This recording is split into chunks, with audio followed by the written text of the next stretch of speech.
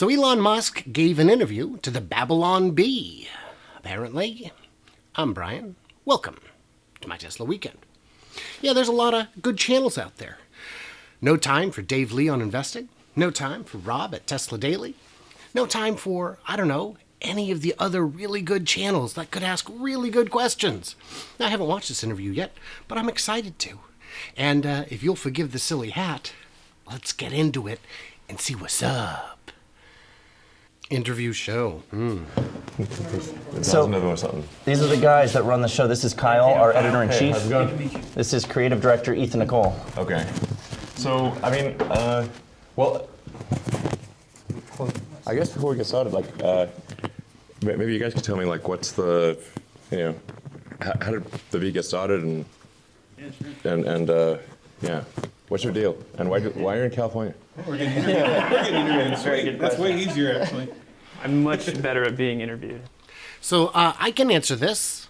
Cody Shody at Some More News did a whole thing about it. They're an alt-right version of The Onion. Now, The Onion, I guess, is too liberal because they make fun of everybody. But The Bee does not make fun of everybody. They kind of have one joke. So if you'd prefer, why aren't there a lot of conservative comedians? Or rather, if you'd prefer, why aren't there a lot of famous conservative comedians today? Moving on. So, no problem. Yeah, the Bee was just this little, Christian humor site that we launched in 2016. And it was just we spent $50 on the domain name, started writing jokes, throwing them out there. And it started to go big in conservative circles a couple years ago. And by the way, I'd like to point out, the haircut is already looking pretty good. Saving time and money, wasting it with the Bee.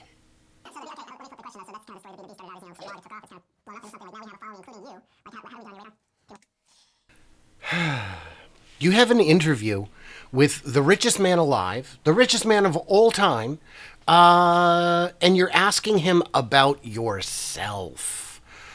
My goodness, we got to get interviews with people who know how to ask questions, who even know what the companies are about.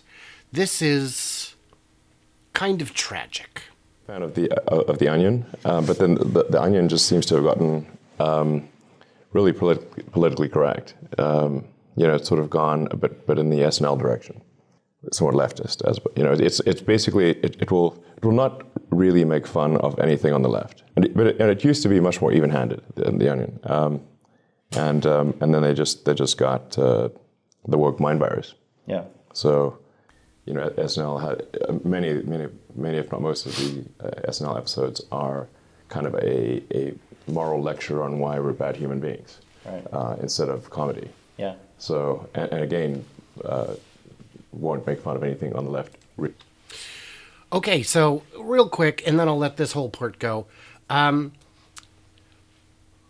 side says kill everyone, the other side says kill no one, and the centrist says, why don't we just kill some people? Now, if you're concerned with a outlet being too partisan, maybe SNL and The Onion aren't as partisan as, just pulling an example off the top of my head here, The Bee. I mean, I'll let it go. Or is there a propaganda element, or is it trying to push you in a particular direction, or getting to an essential truth that is humorous? There it is.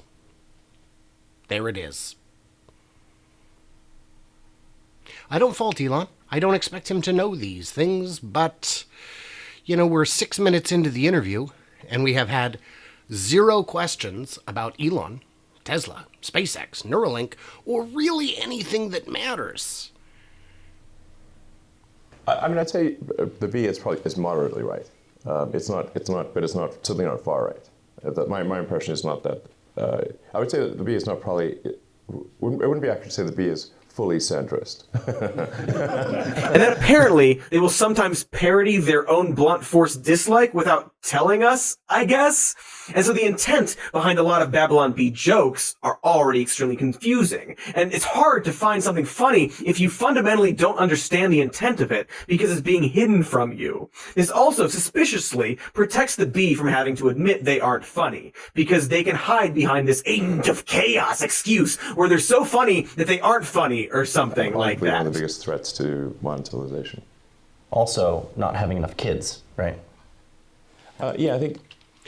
Okay, 9 minutes in, and we get to the first question relevant to Elon. Not having enough kids. There we go.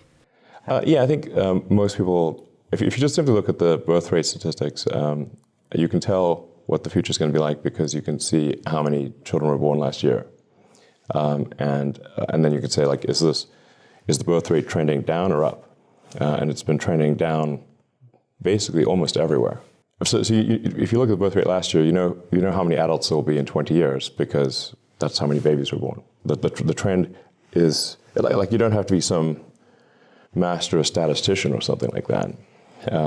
You can just look at kids born last year trending to well below replacement rate, and a lot of countries have been well below replacement rate for a long time. Well, the concern is that if you have kids, then they'll contribute to climate change and then they'll kill the Earth, right? That's the leftist concern, is that we're overpopulating the Earth and that we're going to kill it.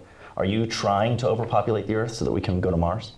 You know, the thing that's necessary to minimize the chemical change to the atmosphere and oceans is to move to sustainable energy generation and consumption.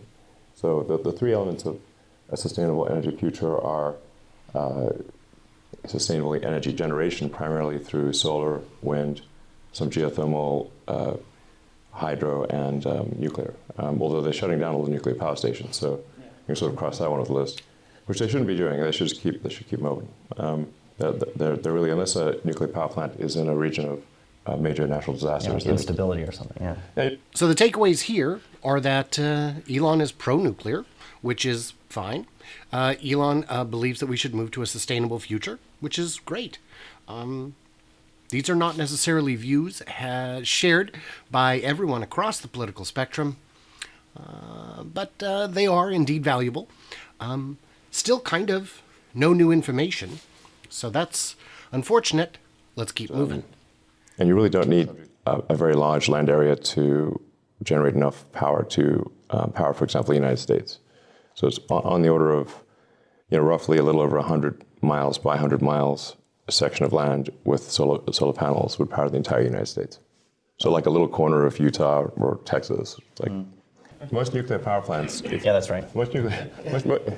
It's a kilowatt per square meter, and there's a million square meters in a square kilometer. So it's pretty simple math. So and then you get like maybe 20% efficiency on that. So call it like a net power generation of 200 megawatts per square kilometer.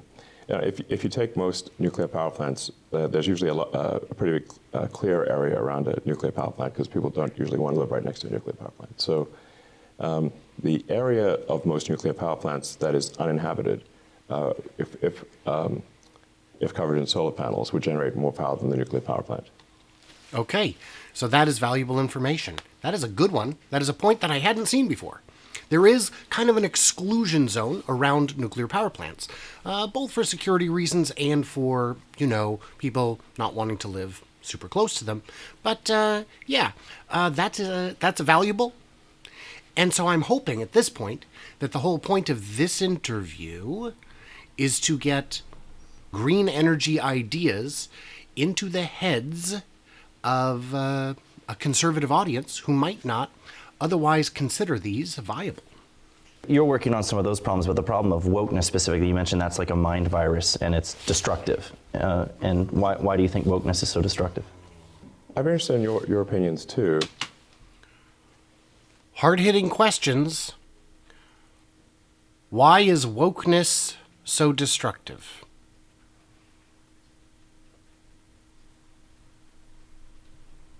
Disruptor of the year right here, folks. Answering the hard-hitting questions from the bee.